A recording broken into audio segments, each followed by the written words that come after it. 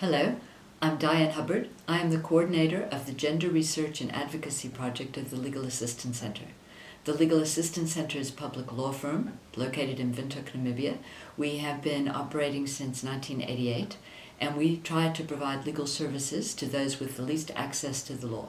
My department in particular works on trying to ensure that laws are sufficient to meet the needs of women and men, and we do a lot of public education for service providers and for the general public.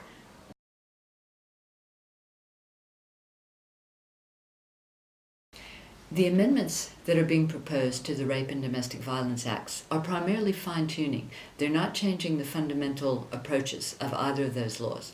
With the Rape Act, one thing that's significant is with minimum sentences, the sentences are generally being raised.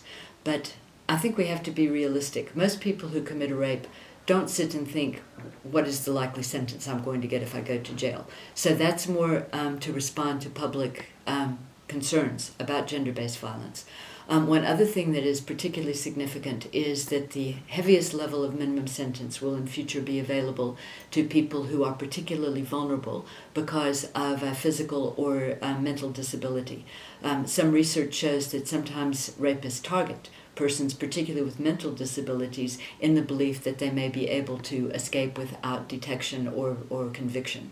So that will be something that receives renewed attention. But many of the other amendments are technical amendments that are responding to the need for improvement in some aspects of the law. But in terms of how those laws are used by the public, these amendments are not really going to make any fundamental changes.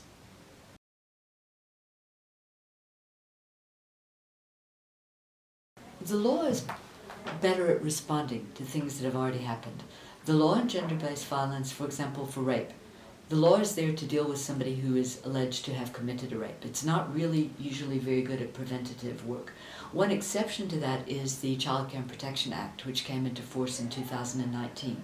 It particularly provides for prevention and early intervention services, which means support to families. It can be helping families to find counseling programs. It can be social worker supervision.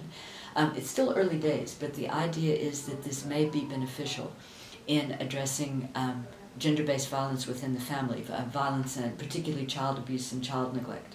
But more generally speaking, I think that people must not look to the law to be the source of prevention. Prevention is us. Prevention is us in our homes, in our churches, our schools, our communities. Prevention is everywhere.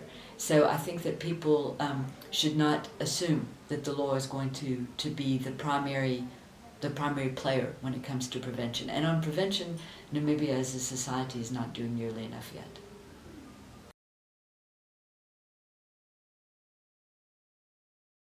One thing that the Legal Assistance Center has been very much involved in is trying to communicate alternatives to corporal punishment.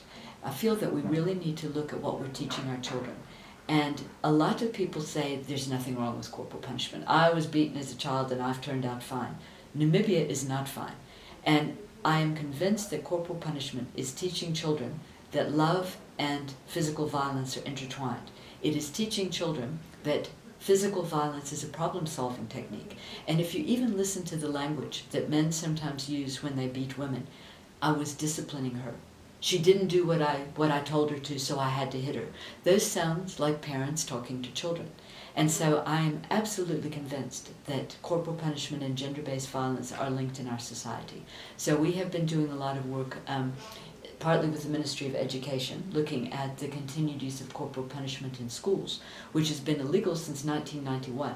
So when children are beaten in schools, they're learning two very bad lessons. One is that violence is something that people you respect and look up to use against you. And the second thing is that the law doesn't matter.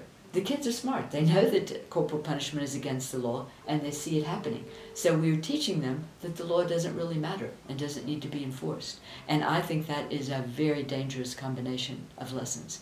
So we are going to be continuing in 2020 to do outreach on the links between corporal punishment and gender-based violence, and to try to be positive, to educate people about alternatives, because certainly children need discipline. Don't get me wrong. Children need consistent significant discipline, but there are much more positive ways to do that help children learn right from wrong, that help them learn to regulate their own behavior. So we want to try to teach communities better ways to discipline children, more healthy ways to discipline children.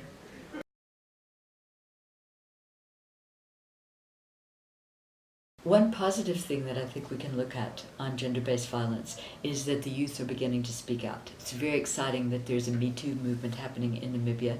It's very exciting that there are several men's groups who are trying to speak out about gender-based violence. And I think that it's why the LAC is working with children. I think that we need to focus particularly on children and young people, because it is much more difficult to change people's ideas the older they are and the more set in their ways that they are. So I think that the idea of trying to particularly focus on youth in Namibia is really, really exciting. But I think one of the things that we have to be sure to do is not just to talk about this in the abstract. I find that sometimes people will condemn gender-based violence, but then someone in their own family or their own community commits gender-based violence, and then they make excuses for them. So I think we all have to work to support each other to be very consistent in our views, and not just talk the talk, but walk it when it happens in our own circles.